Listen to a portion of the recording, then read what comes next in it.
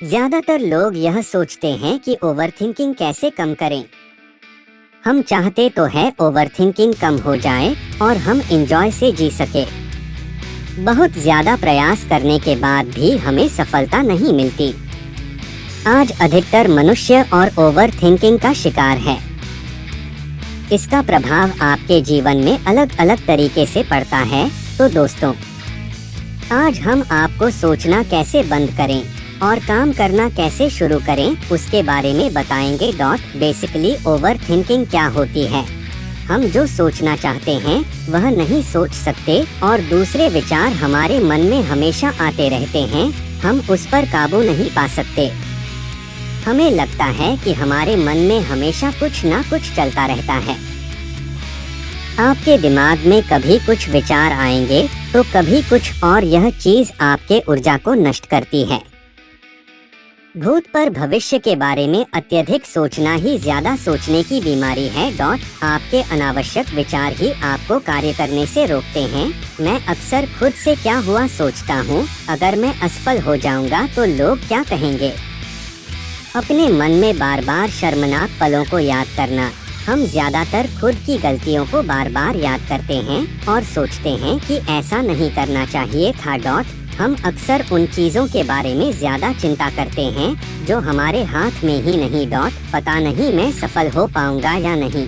जब कोई कुछ कहता है या ऐसा काम करता है जो मुझे पसंद नहीं है तो मैं उस पर ज्यादा ध्यान देता हूँ और अपने मन में सोचता रहता हूँ।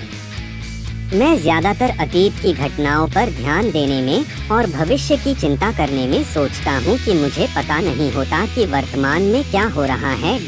आप हमेशा अपने परिणाम के बारे में सोचते हैं तो यह गलत है। मैं यह नहीं कहता कि ज्यादा सोचना नहीं चाहिए। हमें अपने परिणाम के बारे में ज्यादा सोचने की आवश्यकता नहीं है। उसके बजाय हम अपने काम पर ध्यान दें तो उस काम को हम ज्यादा अच्छे से कर पाएंगे।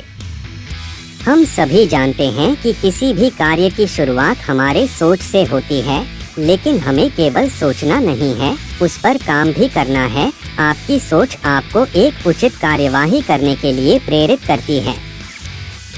लेकिन मैं आपको बता दूं कि अपने लक्ष्य को पाने के लिए बार बार सोचना एक अच्छा तरीका नहीं है।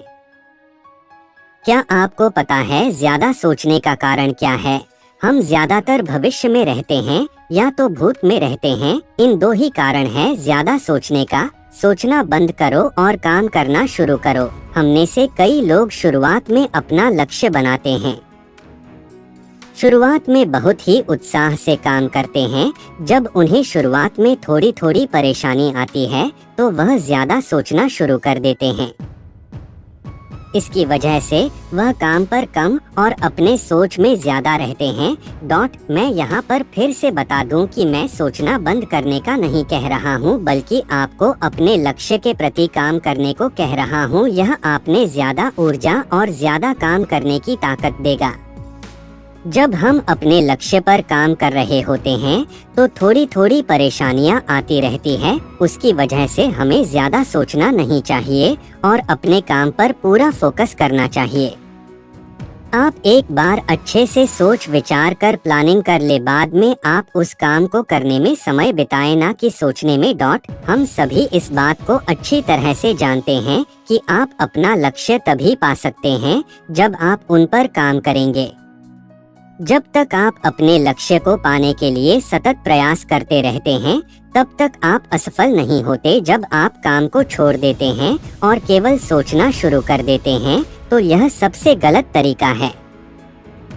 आपको हमेशा अपने लक्ष्य को पाने के लिए प्रयास करते रहना चाहिए, तभी आपको सफलता मिलेगी।